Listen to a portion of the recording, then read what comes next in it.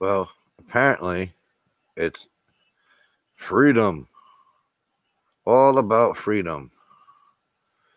I just don't get it. If it's all about freedom, then how come everybody cares more about looking good versus alive? See, I have this mask on just to make a point. It's only a mask. It doesn't take away my freedom, doesn't take away my rights. And this particular one doesn't make me look all that bad. And even if it did, I choose to live. Right now, our country is at a high peak, higher than fucking April. And it's just sad. I mean, I'm in my home, I don't need to have it on.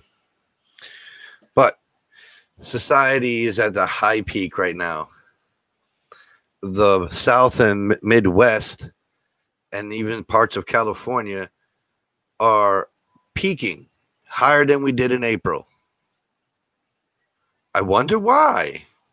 They opened up. The pandemic was not so bad down there and out west. Why all of a sudden is there such a giant spike in the areas that opened? Oh, I don't know. Because everybody's worried about bullshit. Oh, I look bad. I got rights. I got rights. Okay. Do you have a right to live? I think so. My right to live is more important than my right not to wear something that someone told me I should. And on top of that, it's just funny. When doctors wear it, nobody complains because it keeps us from getting infections from the doctor as he works on us. So then why is it such a difficult task to put it on our face? So we can do the same thing for one another. The outbreak that's now skyrocketing is because people, oh, freedom, freedom. I don't have to. The mask kills people. Yes, if you wear the mask the entire damn day, you're probably going to suffocate. But they didn't say wear it the entire time. But if you're going to be within less than 6 feet of one another, that's when they want you to put a mask on. When you go inside stores, put a mask on. I don't wear a mask all day. I wear the mask when there's people near me to keep them safe. And I hope they wear it so they keep me safe. And when there's no one around, I take it off. Durr. They say in church you must have no hat. So in the church, I take my hat off. But when I leave the church, I put it back on. It's just common sense. And no, that's not the full topic. That's just what the hell topic. I'm getting sick and tired of hearing people tell me I didn't know they had it that bad. I'm getting tired of people telling me what's racist and what's not racist. Because they don't want to be known as a racist or they don't want to feel like a racist. But if you're told something you think that's not racist is racist by the person you're talking about, I think you should listen and change what you're saying and change what you're thinking. Not go, well, I don't think it's racist. There's something wrong with you, not me. That's beyond stupid. That's like me walking up to a woman and be like, PMS isn't that bad. That's what I think. Who has the PMS? Me or you? Well, me or her. She does. So she knows best hand what it's like to go through a menstrual cycle. I don't. I can only fathom that idea. So if I'm talking about a specific race and it's the reason why I'm talking, and that race goes, that's racist, I can't turn and go, what do you know? Duh. You're talking to the race you're talking about.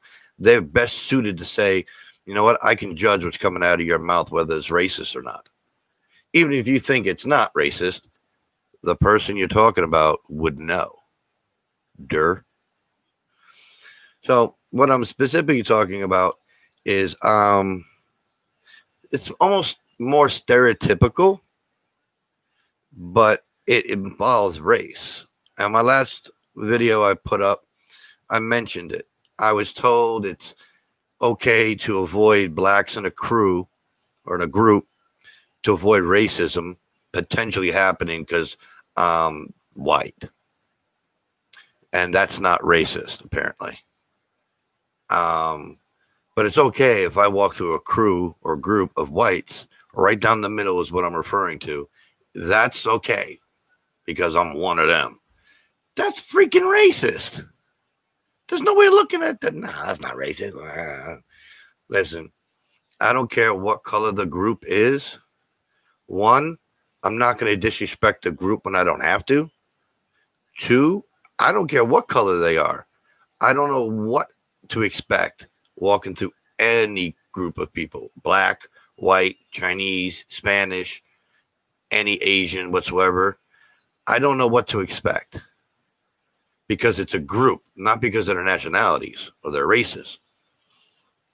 So I ain't walking through them. I'm showing the courtesy of walking around them to avoid any potential conflict, not because of race, though, but because they're a group and they're going to say, well, we're walking here.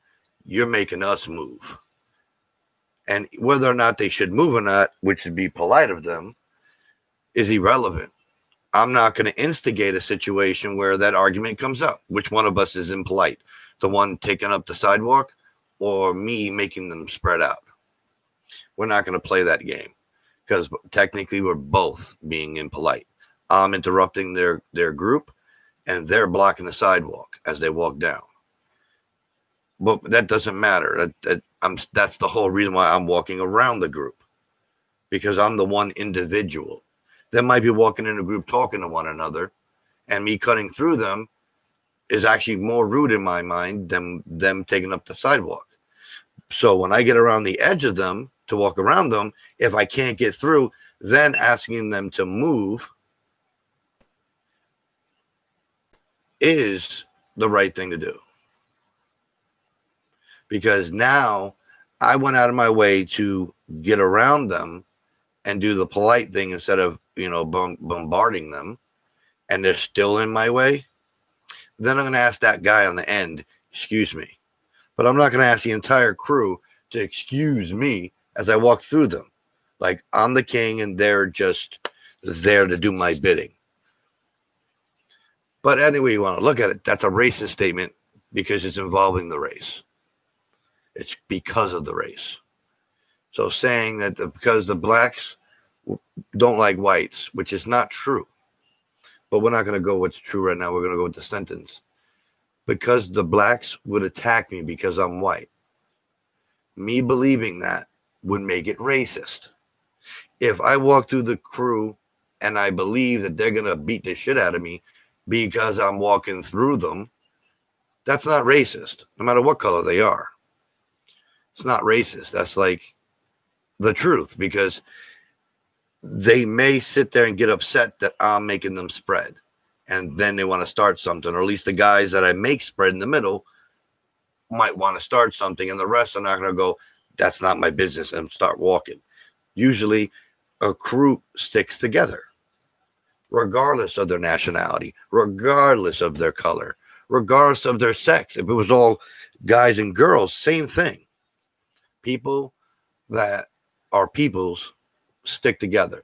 Me, my brothers and sisters, if we were walking down the block, it's the same scenario. And we're all different races. We're all different ethnic backgrounds. And we would all do the same thing. If me and my brother were sitting side by side talking to one another in the middle of the group and someone would try to walk through us, we would have something to say to them. It's not because of their race, because they made us move. We were talking. Then we got to go on to the other racist statement.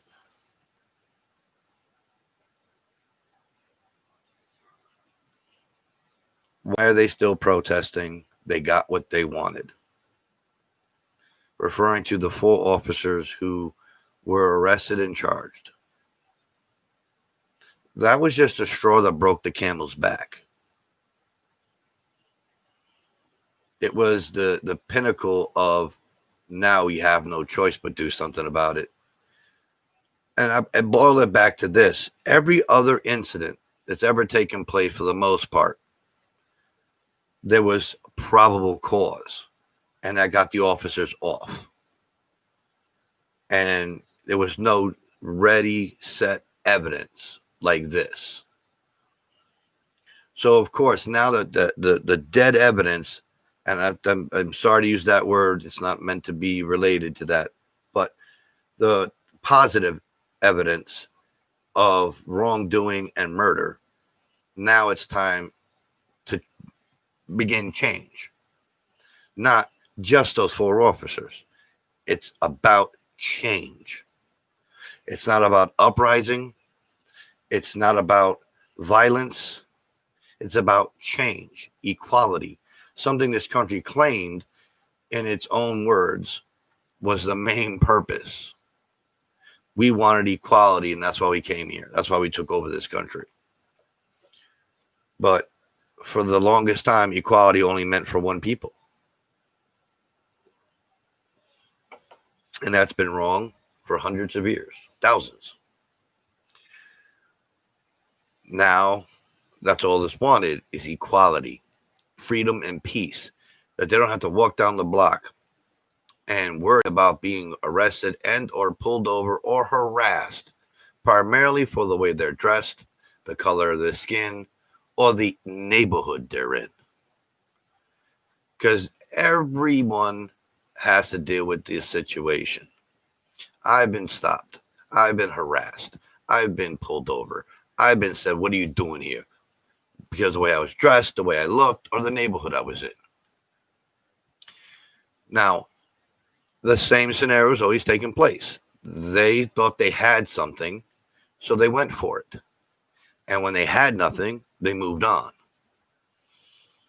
I mean, well, the one time they threatened to drop me off in the hood where I live, or lived, and get my ass beat by, as they called it, the blacks that don't like me.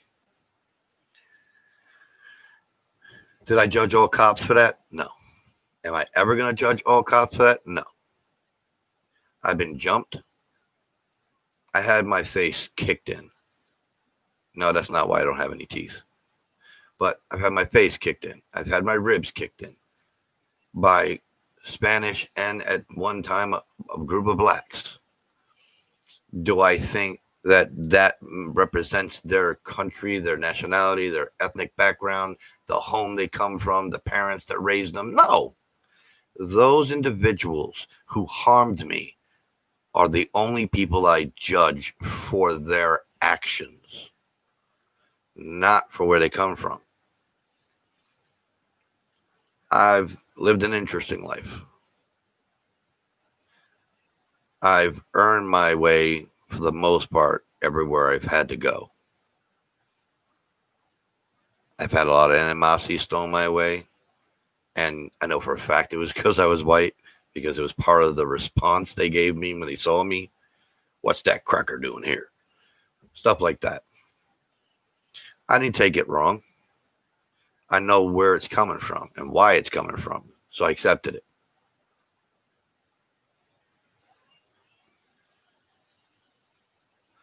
But others are been so naive to what's going on. I don't know if it's on purpose because they don't want to face the truth, or do they think, well, I'll give you guys my opinion on society at the moment, and you guys tell me what you think. Society in a whole has taken, I don't want to say complaints, but it is complaints. I don't want to make people sound like what the other people are assuming, but complaints about police brutality, about neglect, about the inability to go forward because they're held back because of who and what they are and where they come from, should I say. And I think society in a whole took it as a whiny child. Now, again, I'm not justifying this, but if you want to fix something, you got to understand it first. And if this understanding makes sense, then it might help to solve and fix and rebuild what has been broken. So, what I determined so far is that they're treating it like all the complaints of being marginalized are just a whiny child trying to get justice or revenge over the parent that abused them. or neglected them, or a parent who just doesn't want to listen to the kid because you're just whining because you're whining. So I think society had taken all the validated complaints because there were so many of them, they have to be lies. Or they have to just be exaggerating. It really ain't that bad.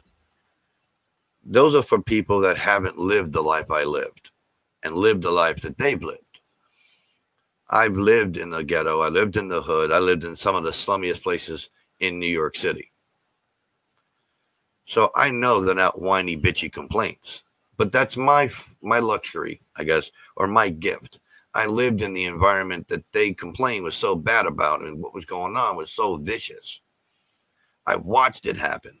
There was nothing I can do about it, but I watched it happen. I was a child, teenager, young adult. So I was forced to just sit there and watch or become the same victim. But these people in society outside that circle, they didn't have to go through it. So to them, you're making it up. Police would never do that. They're there to protect us from you, apparently. And that's the most ignorant thing in the world, is to just take a blind eye. But you know what? They've been doing it for years, like centuries at that. If I revert back to the rich, and I'm talking about the rich back in the day where there was still horses and carriages. When they saw someone who was homely, as they called it, the rich go, "Ew, get away from me. No, I don't have any money for you." Oh. And ever since then, that's how society in a whole started viewing anyone who wasn't as rich as them. When I see someone that's homeless, I don't go, "Ill. He's homeless." I may go, "Ill. He smells like shit." But that's because he smells like shit. That has nothing to do with looking down on him. He literally smelled like shit. So I mentioned to friends, or I might have said, "Dude, don't touch me because you stink. I don't have any money. I'm not exactly got money in my pocket to begin with. I'm broke. If I had it, I'd give it to you. But don't touch me because you stink." But I didn't look down on him because he was homeless. I've been homeless. I fucked up. I won't deny it. I grew up such a dick. When I was 17, I stole from my mother to come to the city and see my brother. She said we didn't have the money. When I saw the $50 in the visor, I thought she was lying. She just didn't want me to go to the city. So I took it. I went to the city. And when I called my mother, because I knew it was getting late, she told me, "Don't bother coming home. You don't have a home to come home to." Do I think that's a little harsh? Yes. Do I understand where she's coming from? She can no longer feel safe. She had enough of my behavior, either stealing, lying, or um, not coming home, bringing friends over when I'm not supposed to, bringing certain kinds of friends over I'm not supposed to. So I understand she could no longer tolerate it, and that $50 was the straw that broke the camel's back. I made it difficult for her to pay a bill because I was neglecting that possibility when I took it. I was only thinking about seeing my brother. So I went to my father and I asked him, and I told him what happened. Didn't lie. I mean, I lied to my mother. I told her I didn't take it. Held on to that lie for a few years under stupid pretenses, too. As long as I don't say I did it, it didn't happen. That's bananas. And then when a couple years later, I finally admitted to her, and she forgave me and was proud and happy that I finally let that go, holding on to that stupidity and guilt. Anyway, so I went to my father.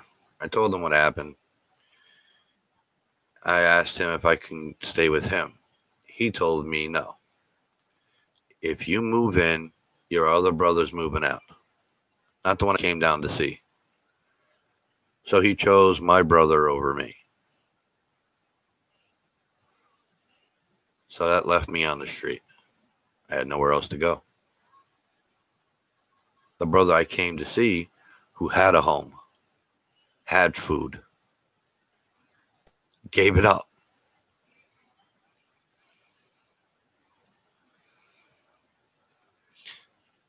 And became homeless by willful choice. Partially guilt because he felt bad for me, didn't want to see me die. And joined me on the street. And we spent a year and a half keeping each other alive, finding food wherever we could, finding shelter wherever we could.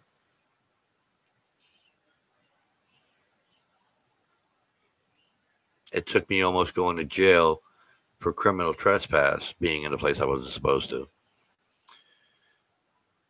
for my father to turn around and take me back in. Because either go to jail or he took me back in. So he chose to take me back in.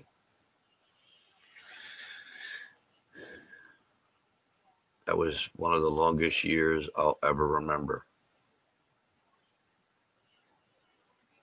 And everybody ignorantly suggests, how long am I going to hold on to that? How long is that going to be a thing? Are you freaking kidding me? That's my fucking life. That another individual was willing to give up his own to make sure that I didn't lose mine. How do you just, eventually, or even, what is your life worth? Plain and simple. What is your life worth to you? A lifetime of owing someone, or one big favor and we're even? What's your life worth? And for those who want to doubt how he saved my life by joining me on the street, remember where I grew up, the South Bronx. I wasn't popular for obvious reasons. And with his help, it gave me the chance to prove that I wasn't there to harm anyone. I wasn't there to be a narc, or wasn't there other than to survive of my own and earn their respect. Without my brother, I wouldn't have been able to do it. Me by myself, I probably would have ended up in the hospital or the morgue.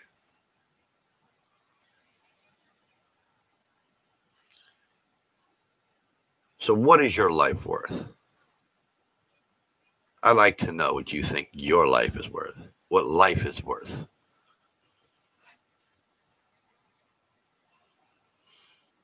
I can't put a level of number on my life.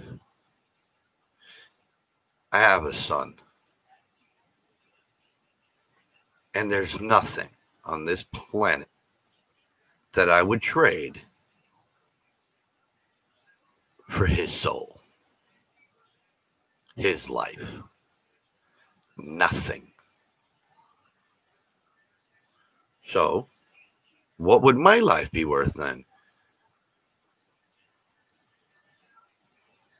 I think my life is worth nothing. You couldn't pay me, to change and give up my life.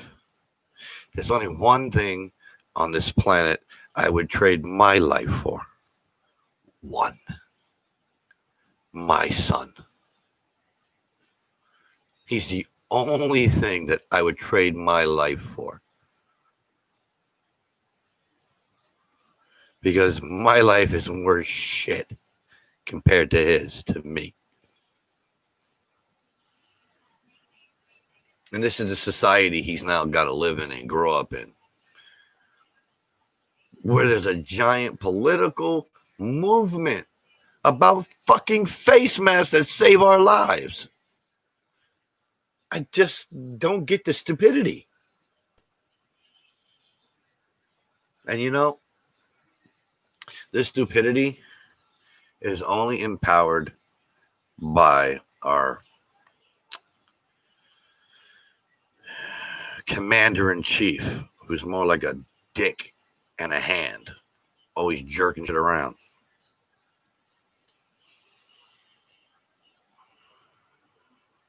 Businessman. He's a fuck your businessman. I don't know who's watching, and I don't really care if they like what I'm saying. It'd be nice, but I don't really care. I got into a big argument with one of my brothers. It's never gotten this bad. But he misunderstood what I was saying and he went with it. Instead of having a real dialect where you ask, what do you mean by that? He put words in my mouth. And I take that very, very serious. If you didn't say something and I then turn around and say you said it, I'm not going to sit there and go, that's impossible. The words matter. The details matter. And I'll give you the scenario that happened, and I don't really care what he thinks about me putting this out there for a second time. I said, we know the cops are corrupt. Did not say all cops. And there is a difference. One is misleading. One is specific. Like he would have wanted me to say some cops or a lot of cops are corrupt. Like there had to be a number word in front of it. And he may be right. And I'm not going to argue about that point. But I didn't say all. And I didn't mean all. My statement was misleading. And after the argument was said and done, actually during the argument, I knew it was misleading. I was ready to accept that. But he kept telling me I said all. And I'm like, no, I didn't. Do not put words in my mouth. He turned around and said, yes, you did. You said all cops are corrupt. No, I did not. My implication could have gone any direction you wanted. It was up to your interpretation of what I just said. So you could have added all, or some, or a few, or a bunch. Any word you wanted to put in front of that. Unfortunately, he decided to put all cops in front of it, which I find very ignorant because he's known me over 20 years. And one of our other brothers is a police officer. And I have the utmost respect for him and what he does. And I know by far that man is not corrupt. He can't be corrupted. So for you to assume, or him to assume, I meant all cops, including our brother, was blind ignorance of anger. Because he would have known in his heart, if he wasn't working on anger and whatever else he was working on, that it couldn't have meant all cops, because I would never include my brother in that scenario. Like if I said tow truck drivers suck ass, didn't say all. My brother is a tow truck driver, but I know he doesn't suck ass. And I know he's one of the best tow truck drivers in New York City. So I'm not referring to him. I'm referring to the ones that suck ass, that him and I have experienced. Because I said, you know, meaning something him and I have experienced, not just a blind statement of blah. We have experienced what I just discussed. Because I said to him specifically, you and I both know cops are corrupt. That means something him and I have experienced. Not a general statement about every cop in New York City or in the United States.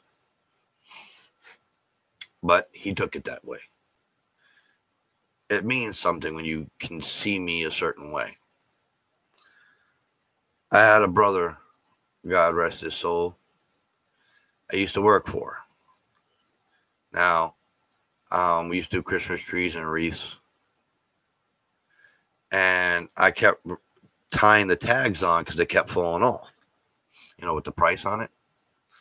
Now, my brother came out and he accused me of stealing or gouging the prices, something corrupt. I've never stolen from that man my entire time I've known him, and I've known him 20 or 30 years. Never stole from him. I've had all his money in my pocket at one time because he said, hold on to this, take care of the trees. Never took $1. And I mean, not even $1. Even when he offered me to go take $1 and get something to drink, I told him I was good. For him to believe that I am capable or willing, let me rephrase that, because capable I am, everybody's capable, willing to steal from him or cheat him, showed how he feels deep inside somewhere in the back of his mind about me. And once you let that out of the bag, you can't put it back in. From that point on, all he did was watch every step I took. It wasn't his fault anymore. It was his fault to believe that. But after that, once you have the possibility that someone can steal from you, you can never get it out of your head. Even if they're found innocent, you can never get it out of your head. That's why they say be careful who you accuse, because you diminish their character from that point on. Because if you could see me and believe I could steal from you, then anyone else that hears that story knows you believe it's possible. So they need to watch me because even you think I would steal from you. So that's what my brother did. Fortunately, it was just me and my other brothers. And I mean, they know better. And you couldn't convince my brothers I steal from them. Maybe their clothes, but we as brothers tend to steal each other's shirts. Ooh, that shirt looks nice. You don't need that. I think one of my brothers created a whole wardrobe eventually of my shirts. And I had to go over there one by one to steal them back. That's what brothers do. But they will never tell you that they believe I'm ever willing to steal from them or ever willing to hurt them.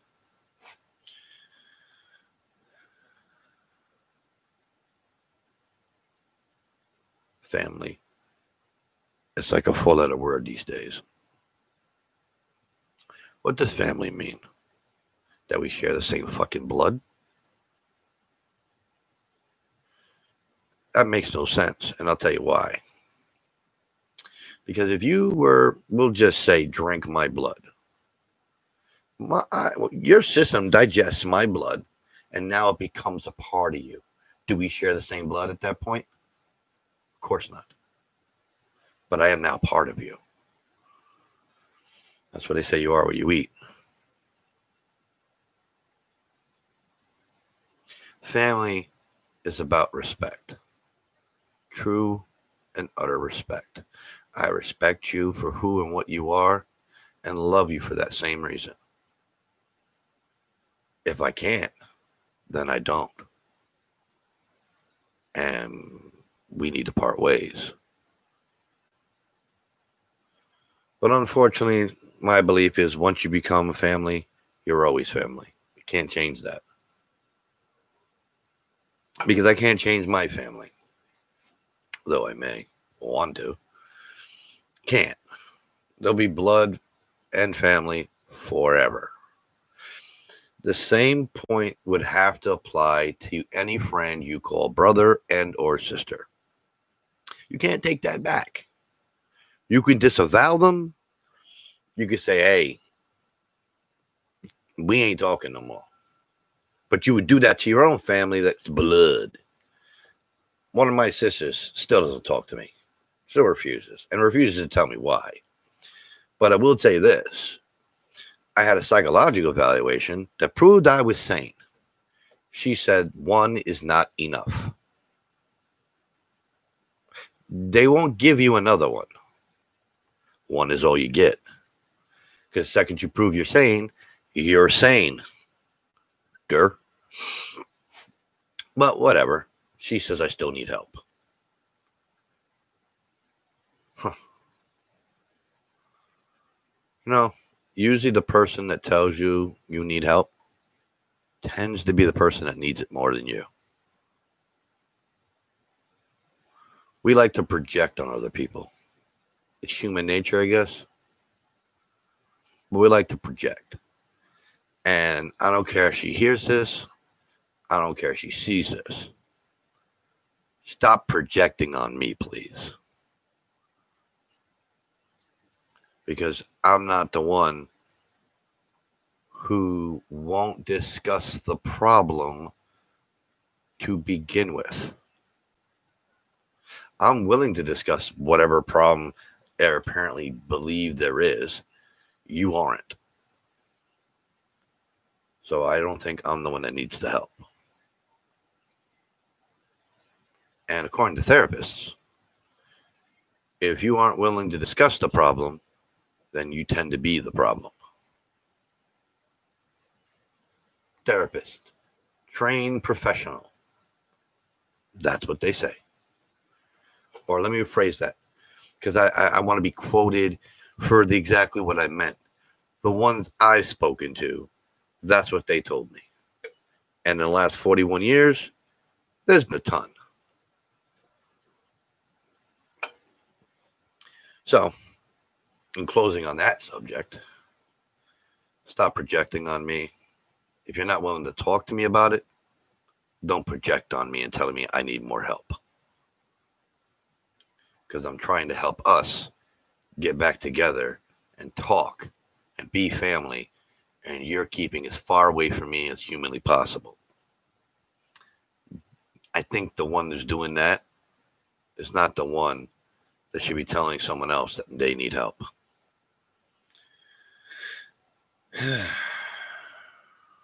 On to other subjects. How about them Yankees? Now, I know this thing says there's 2 people watching, and I know one of them is one of my other profiles, but I don't know who the second one is. They're playing hide and go seek. I wonder. Or maybe YouTube is screwing with my brain, making me believe there's people there that aren't. Ooh. Well, because it says 2. So that's one I know. One is and was me. And now I just shut that down. So there's only one other person. And it ain't me. I'm not going to watch myself twice. That's just crazy. I was only watching myself to begin with to see how the video was going outside. Because I can't. My view is different than yours. So, let's see. I'm going to refresh the view and see what it is. It's still going. How the hell is the battery dying? It's plugged in. Technology. Sometimes it's very screwy. Well, it looks like whoever is watching me doesn't want to talk. You're just going to sit there and stare at me. Am I that cute? Maybe I'm that cute. Well, some people say I am. Some people say I'm ugly. But I don't care. I don't know who's watching, but I mean, if you want to have a conversation, you can bring up a subject and we can run through it. I don't care what it is. You're just going to sit there and stare at me and listen to my nonsense. I'm kooky. This would be my second live. The first one was me being nuts at 3 a.m. in the morning. I woke up and I couldn't stop myself from talking, and I said, let me try live stream and see what I can do. I was going to make a video and post it, but I said, let me live stream, see what happens, see what kind of crazy people have at 3 a.m. Cookie. But I don't know. Nobody but me looked at myself. One is the loneliest number that you ever see. So, people aren't like me, and I'm aware of that. But I'm not asking everybody to be like me. I'm asking people just to be freaking human. I asked a few people, what does humane mean? We care about dogs and cats. Listen, that's a humane society main broadcasted thing, because at that time that's what was needing the help the most. Animals, they were being abused left and right, and nobody was trying to stop it. Most of the people were doing it, so they obviously weren't going to stop beating the crap out of their animals. Excuse me. But humane means to be human, caring for one another. If I give you a cookie when you're hungry, stop you from starving, I'm being humane. But what do I know? I'm a stupid 40-year-old. Well, 41, but who's counting? Society lost its way many years ago. And I try to have friends around me and ones I talk to that haven't fallen off the horse. They're on the horse, holding those reins tight.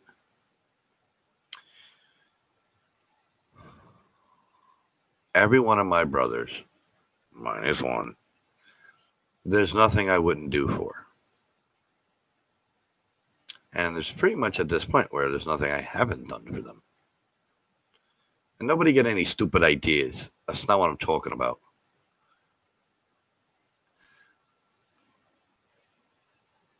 My brothers need help. I can do it. That's all that matters. And if I can do it means I took care of my house, I took care of my son, and I took care of myself, meaning food or drink, whatever's needed most. Then whatever's left, if it's required, they get it. That's what family is. That's what brothers are. All my brothers, they don't know what to do with me. I don't know how to explain it. It's not that they don't understand me, but it's like finding a golden cookie. You can't believe your eyes. You know it's a golden cookie. Your eyes aren't blind, but you don't know what to do with yourself because a golden cookie. I'm not calling myself a golden cookie, but my behavior towards my family is very shocking because I'm willing to go to great lengths for my family, greater than most people and their own blood family do for them. Because I know what definition of family means. Definition of family is you would do anything humanly possible if your family needed it, not wanted. If my brother called me, I need a big Snickers bar, go fuck yourself. You want a Snickers bar? Get a job. Just for a Snickers bar. But if you're out of milk and you live all the way on the other side of fucking California, I will send you $50 for milk if I've got it. People are like, ooh, that's crazy, Dave. I don't like talking about the good deeds I do because I don't do them for recognition. I don't care if I get a medal. I don't care if I get a girlfriend. Of course. She interrupts. Okay. Your hair is still greasy. Did you wash it? Yes, I did. Don't try to fix it. Huh? Well, you look like your uncle right now. Ew. Don't ever say that again.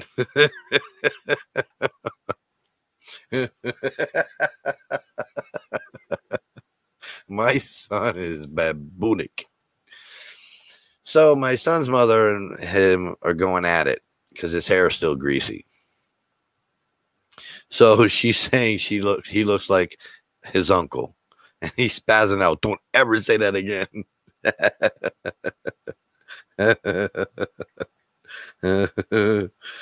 Oh, my son is a piece of work.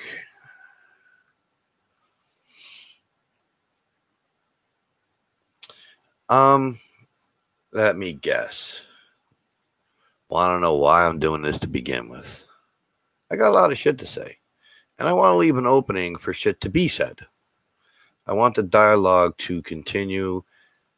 I want it to progress into something, even if it's just a YouTube movement where we could go, okay, you know what? That makes a load of sense. Let's do that. But I don't particularly care what the subject is. I just rather it get out there and see what we can do with it. Because, like, I have a lot of friends slash so-called family. Do you know how many are watching me right now? Are dialoguing with me right now? Take a wild guess. It says one person's watching this. If it isn't the channel I'm on considered watching myself, guess what? That means nobody's watching. Kooky. So much for family. Like I said, not everybody can be me. But I'm never going to stop being me. And there's nothing anyone can do to tell me or prove to me being me is wrong. Does it hurt being me? Like a fucking bowling ball from hell. To know that I stick my neck out on a regular basis, only for someone to cut it off on a regular basis because they're unhappy. Because they don't like what I've got, who I am. I have unheard of freedom in my house. But it's because I earned it. I do everything around this house. I pay the bills. I get the food. I do all the labor. My father has one job in this house. One. Pots and pans that are in the sink. Everything else is me. The garbage, the cleaning of the entire house, the cleaning of the kitchen, the cleaning of the bathroom, which became my son's chores, but they're my responsibility if he doesn't do them. All the other dishes, the forks, knives, spoons, cups, my responsibility. Cutting the grass, my responsibility. Driving my father around for the most part, my responsibility.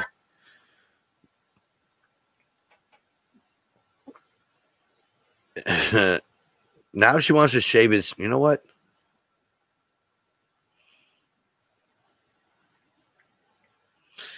I wanted to shave his head.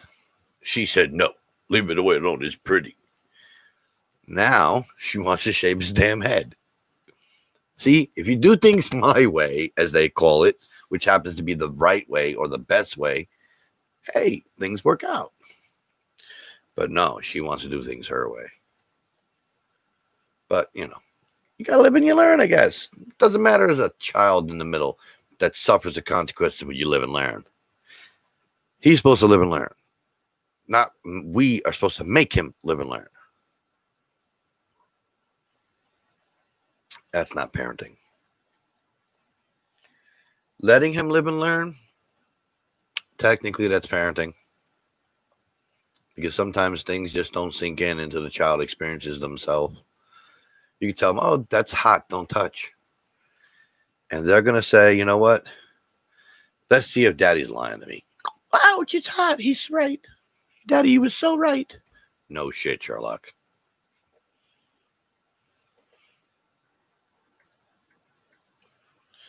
So now she said she's going to make her husband cut his hair.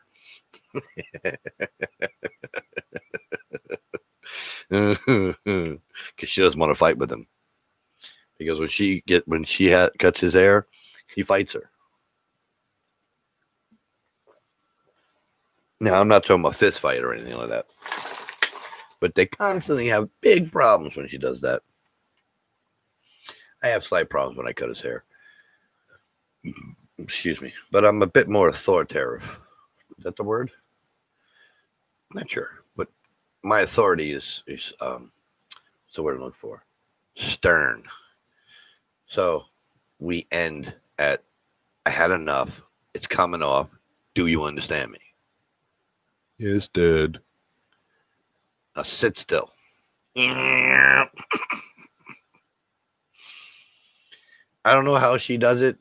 I'm not there, but all I hear is complaints about how difficult it is to cut his hair. Maybe because I'm tougher. Who knows? I want to get into parenting and my issues, but I'll be told, shouldn't do that. We'll just put it this way. We don't agree. Guess let's get to the main topic. I've had this conversation with many people, my brothers especially. I think I might even said this in a video or one of the live I did, but I'll do it again. I guess I'll do it again until it gets sunk in.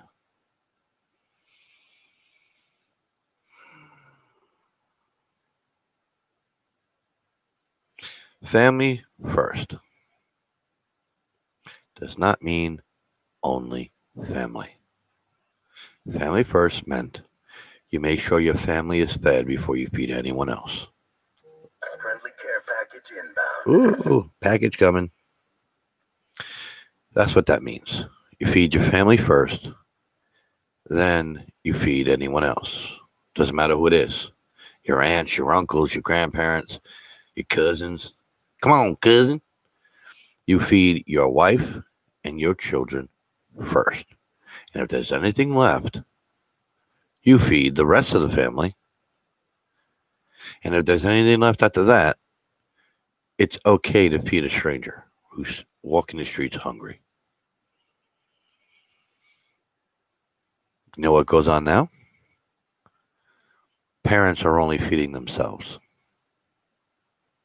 They forget to feed their children, the rest of their family, and the poor stranger who's starving. That's actually a neighbor. But because families are becoming so ignorant, they don't even know their neighbors anymore.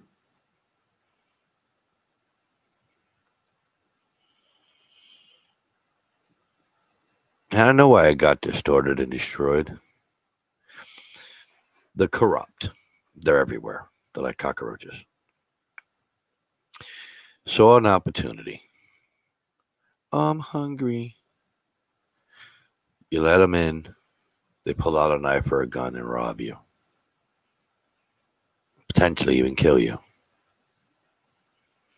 So enough of that happens. Even I would stop feeding friendly neighbors.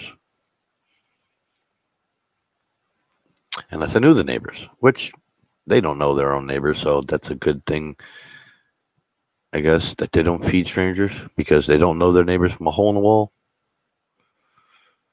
But if they would have gotten to know their neighbors, they would have known the guy who walked up to the door who was hungry was their friend and neighbor.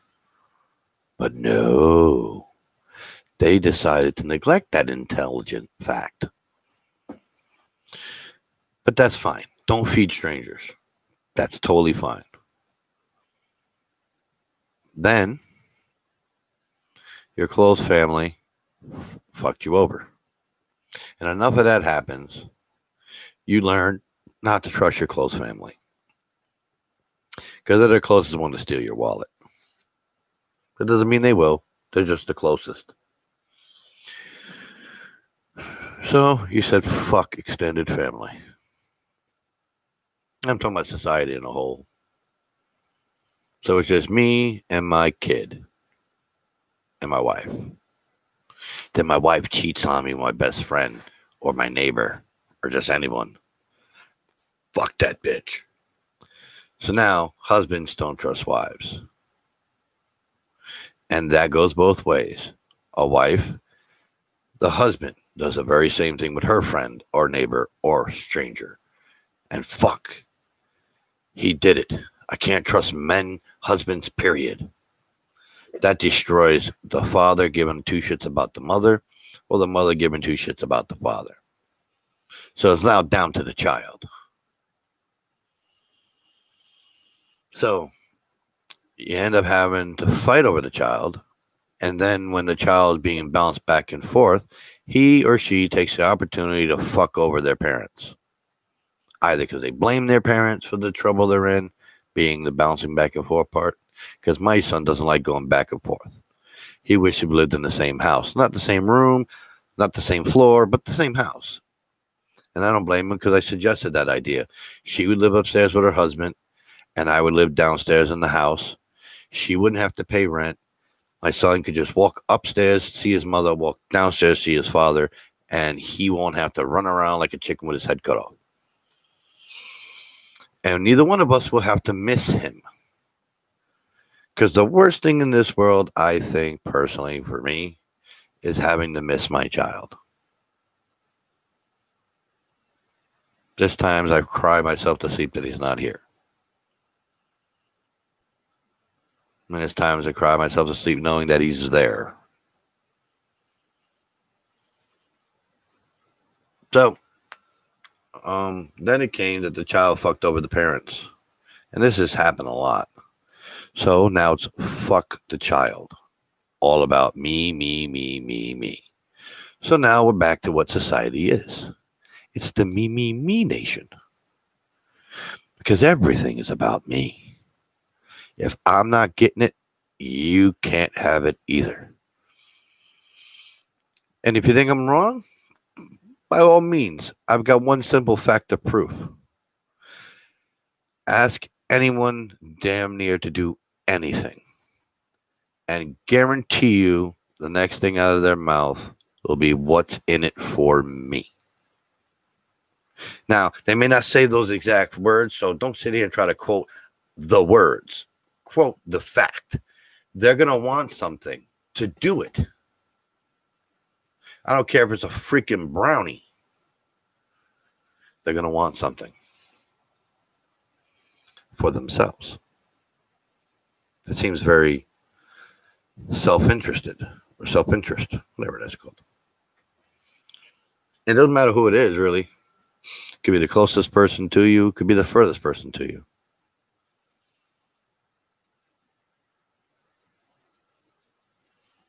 I've been slightly known to do it as well. And I mean slightly. You can ask my brothers. I normally give out my services, whatever that it means, helping with the yard, doing the backyard, pulling out trees, taking a ride. I don't ask for anything.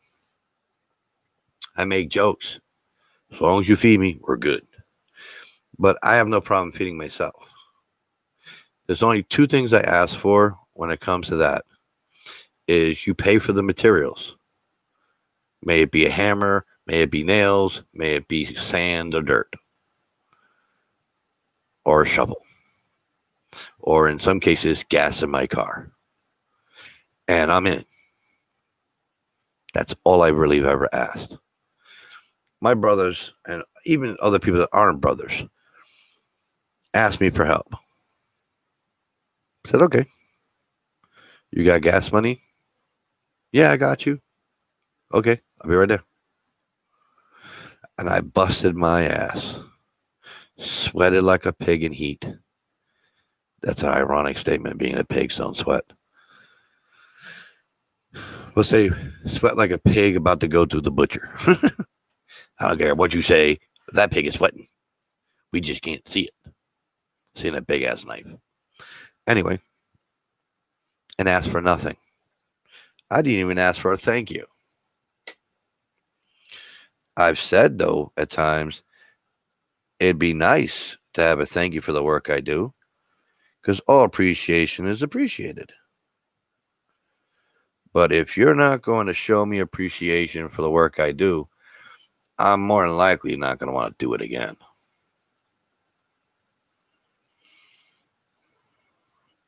And like I said, I've been doing this live right now for an hour with no one or at least one person.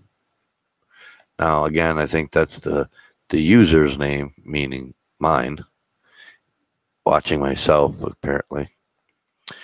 Because I can see the stream right in front of me, but from my side of the table. I can't see the other side of the table. That's why I was using my other profile to look it to make sure what it looks like to the viewer.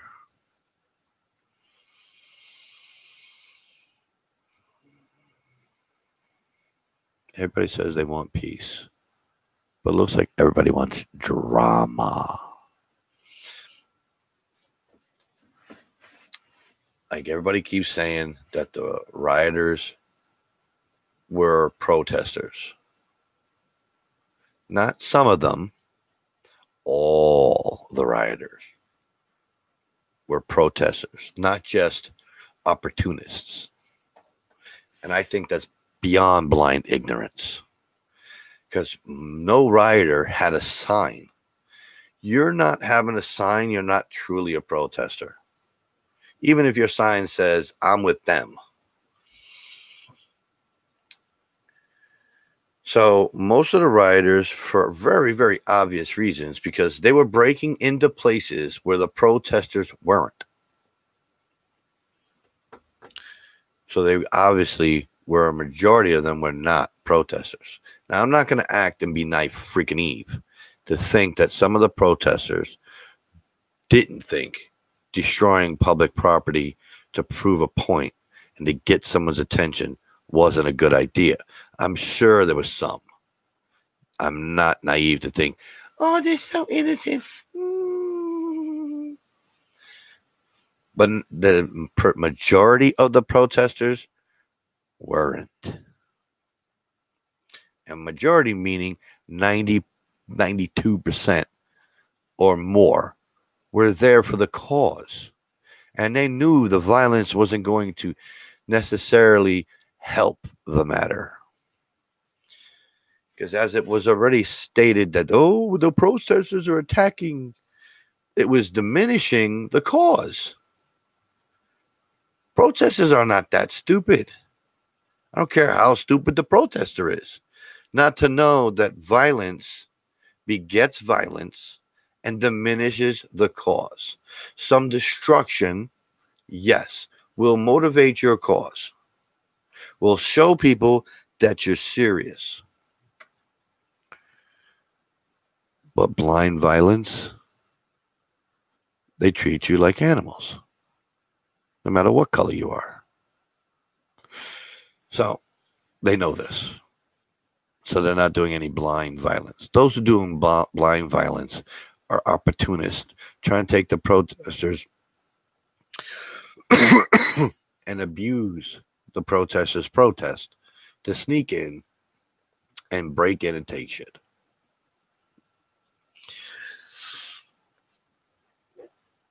This isn't like the Rodney King riots. That was a straight riot for the most part. I mean, everybody was destroying shit left and right. But this time around, where they had more reason, in my eyes, to destroy the city they were in. I mean, burn it to the ground, destroy. Because a man was killed by police. Now, I'm not going to downplay Rodney King, but he was beaten and, from my understanding, lived. This guy didn't. So taking life is a lot more severe.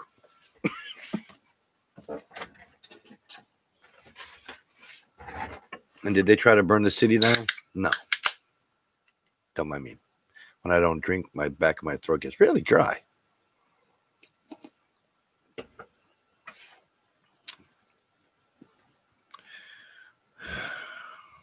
But both situations were more than enough to prove that society overdoes it when it comes to police. And it works both ways. This is the fucking sick irony. They overdid it with police, made this giant drug war that doesn't really exist. And they armed the police to the teeth, to the hilt, whatever you want to call it. They gave them the world. They're their own army. Now, they're trying to abolish the entire police force from nuts to guts, straight down the line. Can't we all just get it right? Number one, there's no reason why our police force should be armed like the military. There's no reason. That's just boys and their toys. And police officers and police force is not supposed to be boys with their toys. That's one.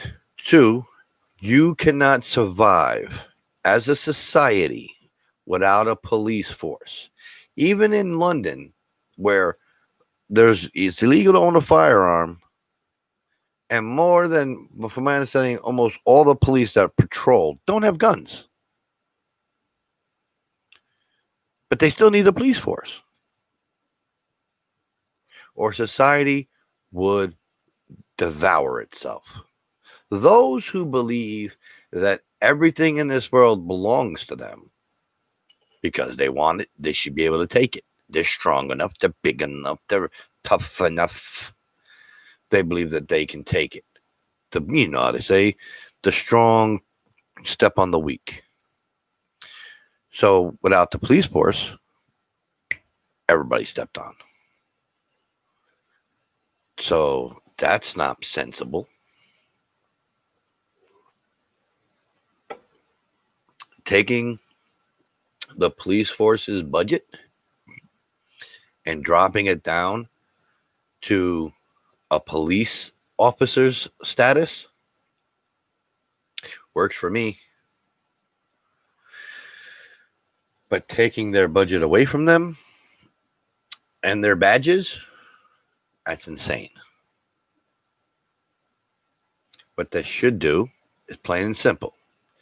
Every police officer must go through another examination.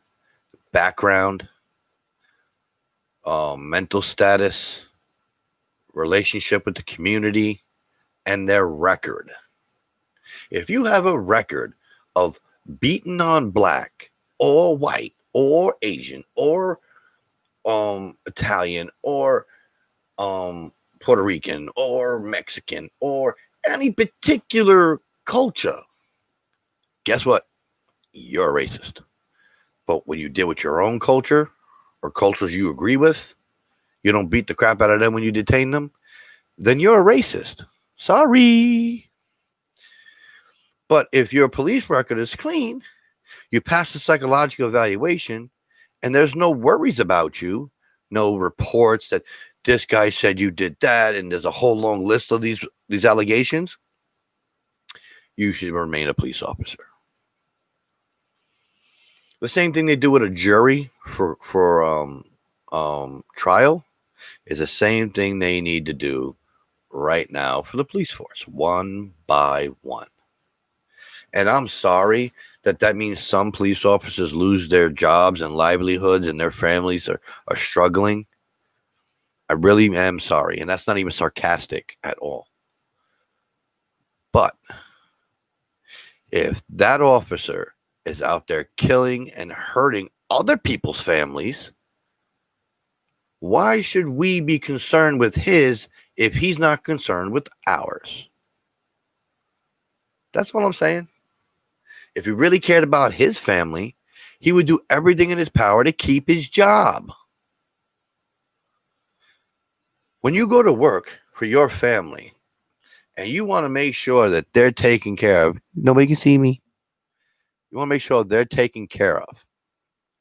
You do everything in your power not to get fired, right or wrong. You don't go, you know what? I'm going to go into work today at ShopRite and just piss on the floor because I like to do it. You say, yeah, they're making me fired. Let me not do that. You don't go into your job and like, you know what? I've been dying to punch my boss in the face. He's a bit of a dick. You don't do it because you don't want to lose your job. So, if punching, pissing, and hurting other people, you lose your job, why doesn't that apply to the police? It's a job. No different than working at Kmart, or excuse me, Walmart. And in truth, not much different except the gun. You still got to deal with crazy quacks that need to be handled.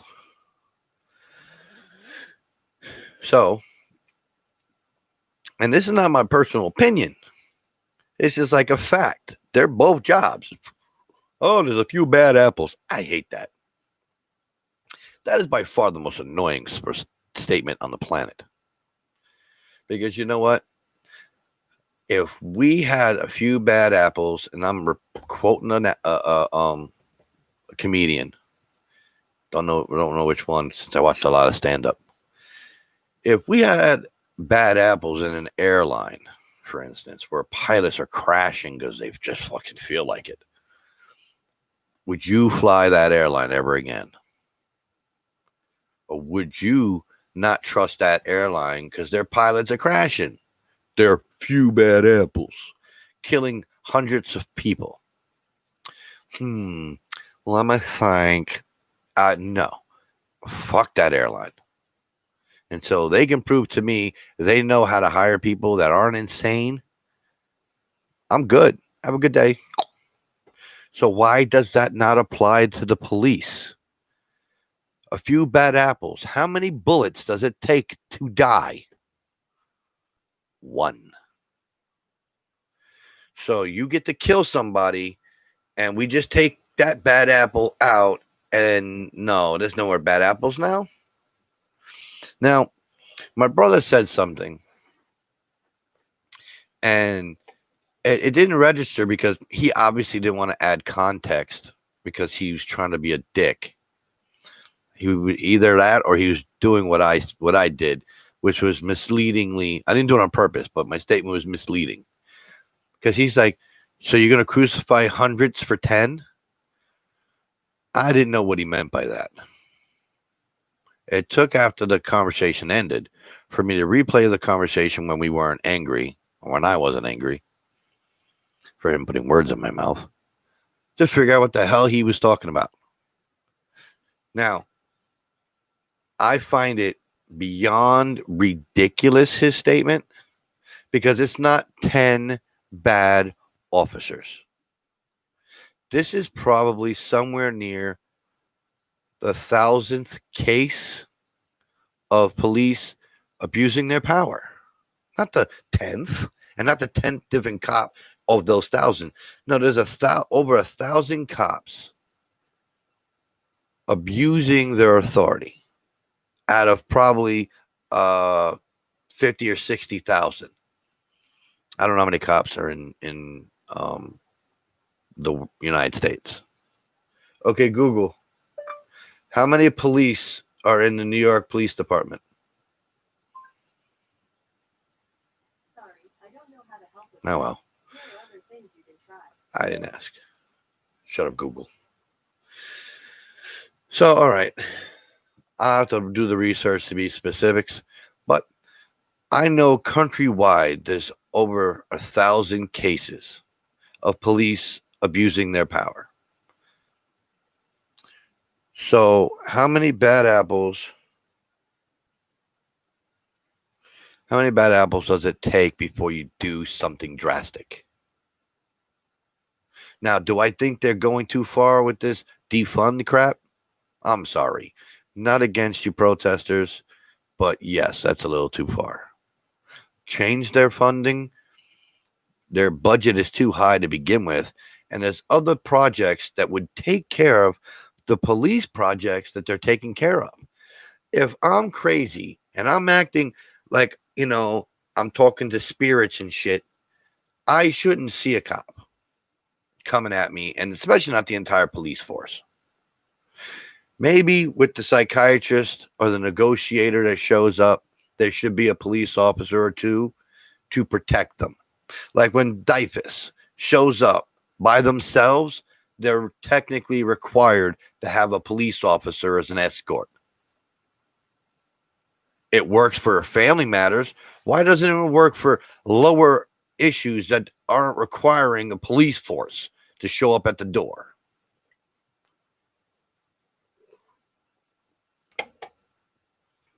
I personally have known this for a fact. It happened to me. I had 12 cops come to my house over potential suicide. Are you freaking kidding me? Potential suicide. You send 12 cops. That sounds like you want to help me commit suicide. Someone who's suicidal, which for the record, I wasn't. But we're not going to get into that right now. Someone who's potentially suicidal, a police force showing up at their door tends to turn out that the cops kill the guy and doesn't have to do it himself. Or woman. I'm not going to be sexist. Say all men are good, evenly down the middle. 9 times out of 10, when the police force shows up, it will escalate the situation, not de-escalate. But when it comes to everything in this world, so far, no one's worried about de-escalation. They're worried about, let's get this over with, which means you have to escalate it to its final finality, which is usually death. So they come in, damn near guns are blazing, to get it over with. I got better things to do. Not all cops do that, but it happens on a normal basis where they come in and they were told, get rid of that person. Left it up to the cop to figure out how. So then when the cop does whatever he feels is necessary, makes him look bad. Or he does what he's told. Remove the protesters. So they start pushing the protesters back. Oh, he's assaulting me. I'm doing what I was told. Now I look like shit. Welcome to the human condition. You know what? That's a good one. I'm going to add that as the title to this one. Welcome to the human condition. The title is blah, blah. Now, some may ask, may not, me no care. Do I believe in Black Lives Matter? You think? Of course I do. It makes complete sense that Black Lives Matter and the movement matters. Do I like everything they stand for and everything they're doing? Of course not. Some stuff's too extreme for me or too out of whack. It's not necessary. But how are you supposed to react when your heart is broken?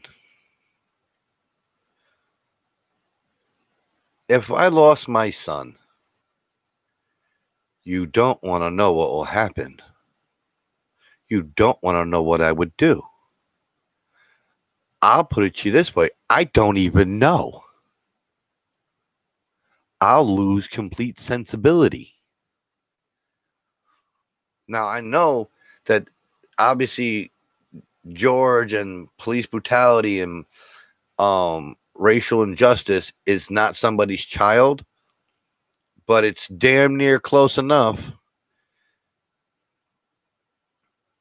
if I knew there was a chance I walked out my door and every day a cop was going to come to me and fuck with me because I was black or walking the wrong way in their eyes, I would be scared. Like, seriously scared. So why should anyone have to live that way? I mean, don't get me wrong. Every time I get behind the wheel of my car, I'm afraid a cop's going to follow up my ass, waiting for me to commit some kind of traffic violation to pull me over and fuck with me. I've had cops follow me for 15 miles, which at the point took them out of their fucking jurisdiction. Okay? Not once. Multiple times all over where I live. Leaving their jurisdiction. You understand that? That means they're willing to go where they have no jurisdiction, which means they don't have a right to fuck with me. Unless they see me committing a crime in their jurisdiction and it crosses over, and they've got to get permission from the jurisdiction to do something. But they still followed me. And then when they couldn't get me for anything, they turned around and left. And now I'm not talking about they did a normal U-turn. They stopped in the middle of the street and did a freaking K-turn, or what the fuck that's called, 3-point turn, and went back the other way. Many, many a moons while I've lived down here. That's freaking bananas. Like straight up bananas. I had a cop pull me over while I was parked. And it took 3 of them to figure out what ticket to give me. I got pulled over because my license plate was covered by the license plate cover, and it cut through the word New Jersey. It didn't change any of the letters. It wasn't shiny, black and white, blah, blah, blah. It just cut New Jersey in half. So they gave me a ticket for blocking my plate.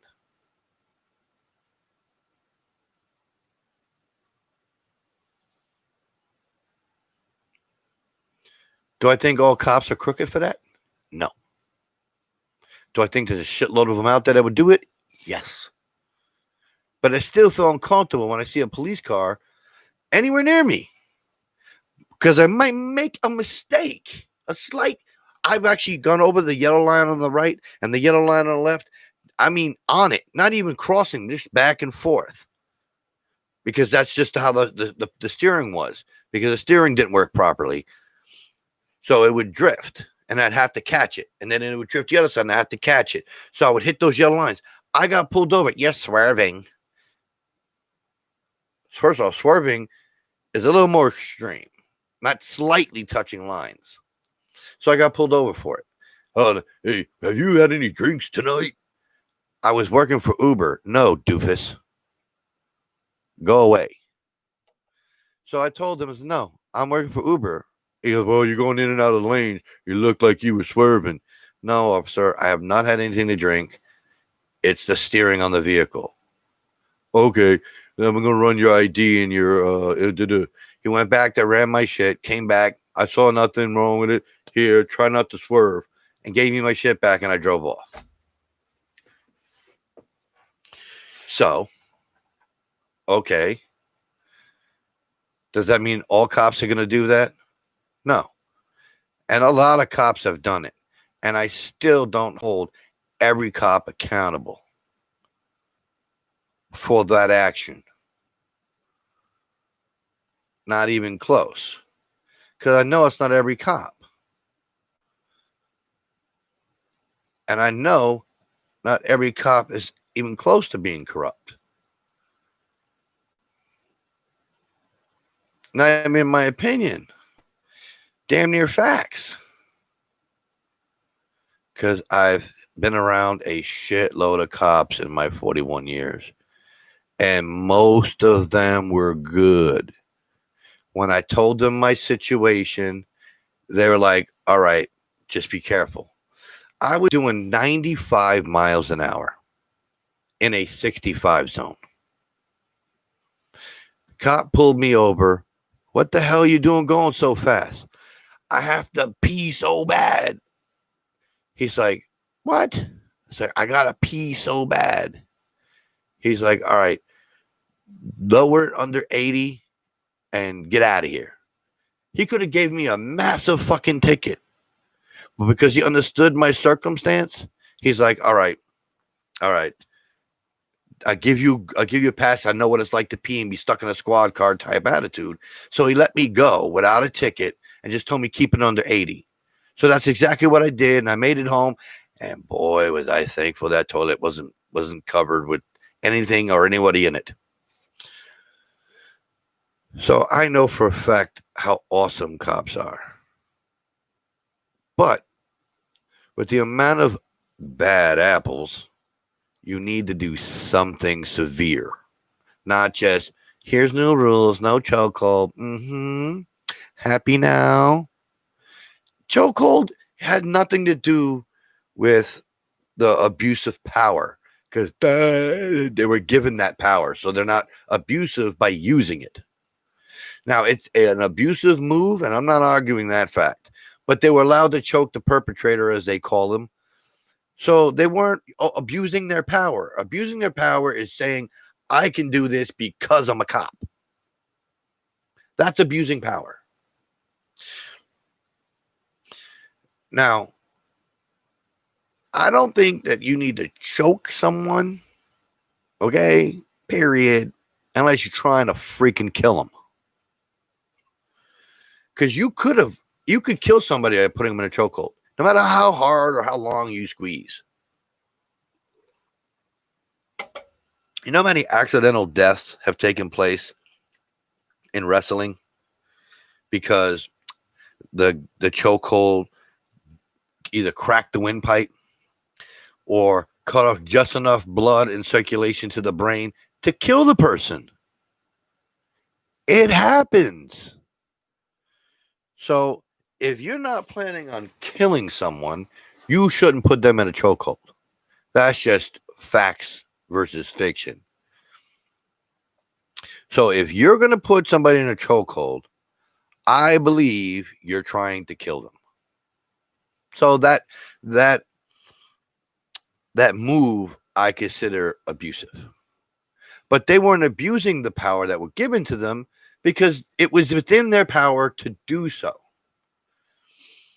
But if it wasn't, like when the cops was beating the crap out of that guy walking across the street with his bike with the batons, 3 cops trying to pummel the shit out of him. And the other 2 cops had no reason to join in. They just saw the other cop beating him with the baton, and the guy kept moving out of the intersection, mind you.